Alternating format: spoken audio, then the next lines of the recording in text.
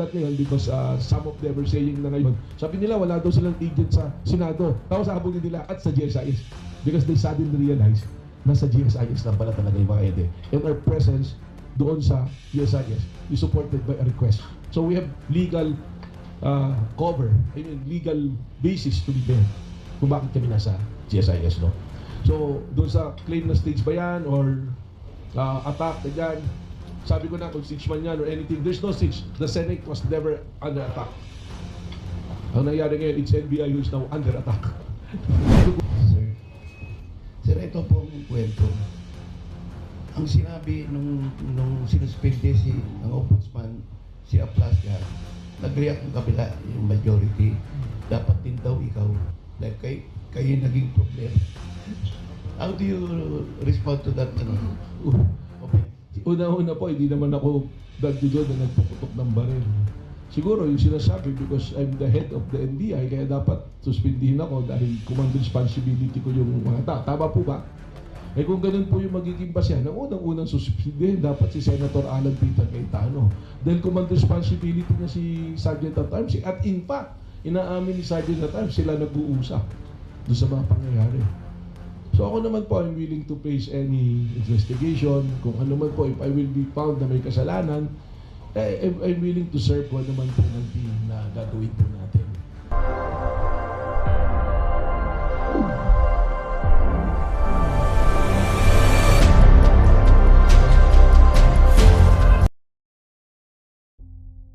Once and for all, some are saying it was a siege, another said it was an attack. From you, what's your take on that? If you will notice, I keep on mentioning GSIS because I saw the blog of Senator Pia Cayetano na sabi nila, nilulusob sila sa Senado, pati nila ng mga senators. So when they called me, sabi ko, wala kaming NBI dyan sa Senado. You have to be very clear with that, that the Senate is renting the building from GSIS, and it's one complex, and the building where GSIS offices is located, and the building where Senate is, yung offices ng Senate are located, magkaiwala yan. But the separation is only through a door. Tapos mayroon platform, the GSIS na, So, pag makita nyo yung video, which I've seen already, sa GSIS talaga. That's why yung sinasabi na si NBI Director nagsisinungaling dahil sinabi niya walang tao sa Senado, I think yung mga sumama sa GSIS na media can prove that na wala talagang pumasok doon sa Senado. That's very clear. Kaya ako nagugulat ngayon because some of them are saying na ngayon, sabi nila wala daw silang agent sa Senado. Tapos sahabulin nila at sa GSIS because they suddenly realize na sa GSIS lang pala talaga yung mga ede. And our presence doon sa GSIS is supported by a request. So we have legal cover, I mean legal basis to be there kung bakit kami nasa GSIS, So, doon sa claim na stage ba yan or attack na dyan, sabi ko na kung siege man yan or anything, there's no siege. The Senate was never under attack. Ang nangyari ngayon, it's NBI who is now under attack. So, yun yung nangyayari ngayon. Pero, lalabas naman yan. And again, I don't want to, I'm sorry, Chi, that I cannot anymore comment if it's stage or a siege or attack. I'd rather leave it to the wisdom of the investigating authority, which is the DOJ, and the panel that is created by Secretary Dida and also with the Office of the Ombudsman. Also the CIDG, you can ask the CIDG, nandun naman sila. Ito na, I'd like to get your reaction. Kasi may sinabi si si Sergeant at Arms, former OSAA Chief Mao Aplasca, na he likened the situation na para daw meron kang bahay, pagkatapos may armadong lalaki sa labas, anong gagawin mo pag pinasok ang bahay mo, di nagpaalam? Your reaction to that, please. Hindi mo maikukumpara magkaiba. May comparison, bahay mo pinasok. That is an assumption na pinapasok. Actually, pagpakinggan yung mga statement nila, magkakaiba. Nakita pa lang nila sa labas, may mass build-up. Sa labas ng bahay mo, may nakita ka mga armado, are you entitled to assault them? Puntahan mo sila. Paputokan mo ng baril. Di ba hindi? Labas ng bahay mo eh. If you want to beef up the security of your house, in this instance, ang dami ng Marines, ang dami ng PSPG, ang dami nila, hindi ka dapat tumawid doon sa kabilang bahay. O kaya tinanong mo yung kabilang bahay mo na ikaw nangungupahan pa na sino yung mga nandyan, papasukin ba kami niyan? O kaya kilala mo naman yung namamahala doon sa grupo na yon, tatawagan mo siguro, di ba? No? So, ako, again, those are factual na makikita lahat doon sa findings. I've seen all the videos already that is necessary to be seen na importante doon sa investigation. It was shown to me by CIDG last night. Nakita ko na yung sagot eh. But I'd rather leave the conclusion again to the Department of Justice. And even, I'm giving the CIDG, siguro you ask CIDG kung ano yung findings. I think they've done. Nakuha na nila kaagad eh. You've seen the CCTV, you've seen the coverage of the media who are present there. Everything happened at the side of GSIS. Hindi doon sa loob ng bahay nila. That's why ako, nung tinawagan, we're having fellowship doon sa aming planning. I'm really insistent, nagpa-interview talaga ako, wala, nandito kami. At sigurado akong walang tao sa Senado. Because what was told to me by the senators, sa loob ng Senate, binabaril sila. And the ballistics, the bala, yung papasok, makikita niyo yung ballistics, papunta lahat sa GSIS yung tamaan ng bala, walang papunta sa Senado. They were never put in danger.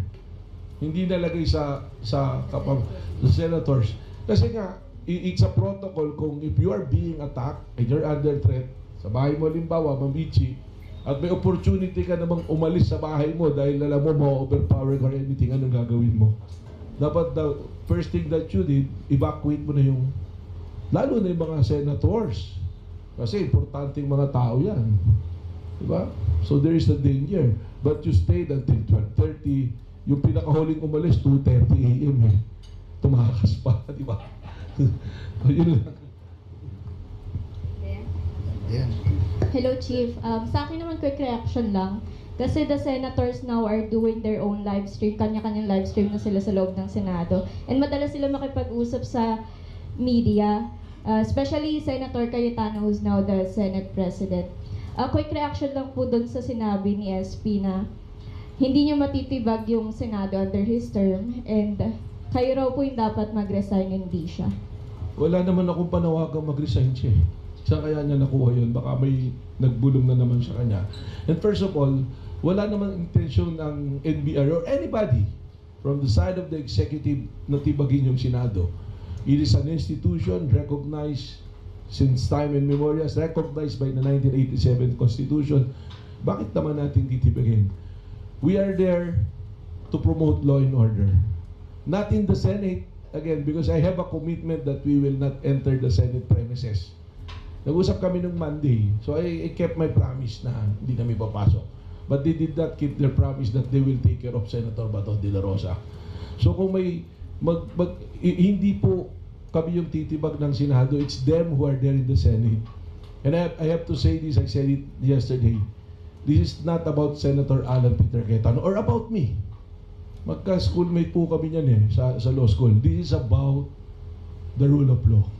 This is about law and order. So, I don't know if I have to comment pa doon sa sinabi niyang hindi nila natibag. Talagang, yung pangalan ko, sinama pa eh, no? Ano sa pagsasabi niya eh, no? No, but the thing is, it's not all about him. It's about law and order. It's about promoting the law. It's the institution na ang Senate is one of the institutions that's supposed to be promoting the law and true to their words. Hindi ito about Senate leadership. This is about law and order. There is a warrant issued by a competent court recognized in our jurisdiction. Hindi naman yata pwede na pag senador ka, hindi ka pwedeng managot sa batas. It's happened. Meron na pangyayari niyan. Senator De Lima was arrested in the grounds of Senate. Senator Trillanes, if you remember Senator Enrile, after he delivered his long privilege speech, he surrendered to the arresting authority. Of all the people who should understand law enforcement, it should be Senator Bato de la Rosa being a member of the law enforcement being the chief of police one time in his life. So I think the people who is watching was reasonable enough, who will do the reasonable conclusion, makikita po nila ano talaga yung nangyari. So kami naman po, we're very transparent sa NBI. I've seen our men, and some of you are witness to that, hanggang umaga we submit them to the process of the law. So nakita nyo naman po talagang the attack is to the NBI. But ako po, I will not let the people of NBI be disillusioned on this. Mahirap naman porque sabi mo, senador ka. That's a feudal thinking Senador kami. Dapat hindi kami ganito. Every one of us should be treated equally po. Ako, director po ako ng NBI. I'm given a mandate to promote it. Pero hindi ko sasabihin na hindi ako pwedeng hindi na ako gagalaw kasi director ako, igalang. No. We are servants of the people. Kung meron nung unang magbibigay ng halimbawa sa tao kung ano yung tamang gagawin, are those people who are vested with powers and authority. Siguro lisin po natin yung feudal thinking na senador ako. Kasi kung senador ka, hindi pwedeng magbago yung point of view. May isang senador, when it's time to arrest yung ayaw niya, nung long time ago, Senator Trillanes, pumunta ron, sabi niya, pag kaming ordinaryong tao, sasama na lang sa polis, wala kami magagawa. Pero ibig sabihin, pag senador ka na, hindi na pala ganun. Tutulong ko palang patakasin yung mga senador na kailangan managot sa batas. So again, ma'am, it's not about me and Senator Alan Peter Cayetano. It's about promoting law and order dito po sa bansa natin. And it's about time na people should realize hindi po yung pwesto yung tinitingnan natin dito kung ano yung ginawa mo, kung naaayon ba to sa batas at sa tama o mali. By the way, sir, where is Bato now? Do you have any information you can share with us? Kung meron man po, I have to apologize because it's a part of our process sa law enforcement. So, mahirap naman po mag-announce na nandito siya. Kasi people try to speculate Ang dami pong lead na binigay. But we have a lead kung nasaan talaga. Pero in the meantime, we will suspend yung announcement kung asan talaga siya.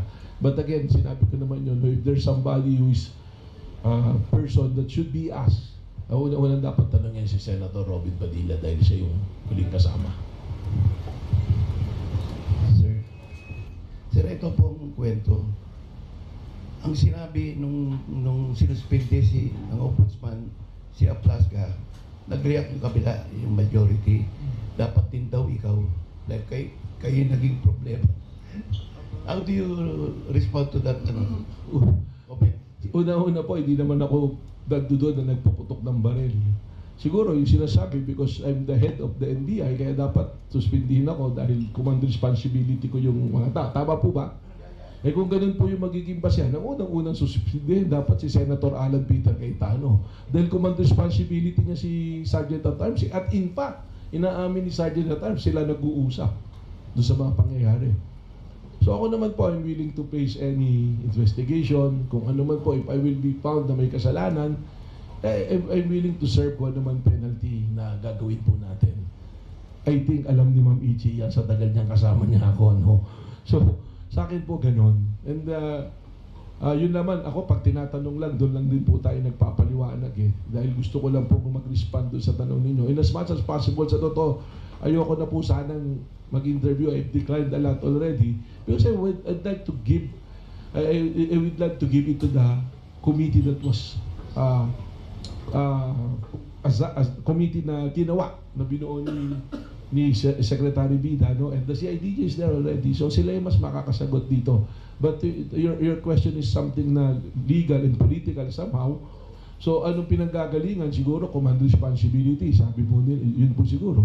If that is the case, sino po ba unang nagpaputok? Kung wala naman nagpaputok doon, baka hindi po nagka-ratrata ng paputok doon. At sino po ang may command responsibility kay Sergeant at Arms? So, di ba po, who is the head of the Senate right now nung nangyari yun? Ano po? So, along that line, ano po, siguro po yun ako. I hope na sasagot ko po yung tanong nyo. Ano po? Questions from our colleagues, please. Hi, Director Manila Standard. Saan siya nawala kahapon? Director, based on your findings yesterday, okay lang po ba kung ma-disclose kung paano paano po nakalusot si Mr. Oracion sa Senate premises? If kung Sino si Mr. Oracion? yung Mel Oracion, yung driver. Oragon po. Oragon, sorry. Oh. Yung Ang driver. pangalan niya talaga Ramir Masaya. Yung Oragon nickname niya, ano po. I've seen the video. He was arrested in the premises of GSIS. He was arrested without a warrant, without anything that he's doing, napagsuspechahan lang siya.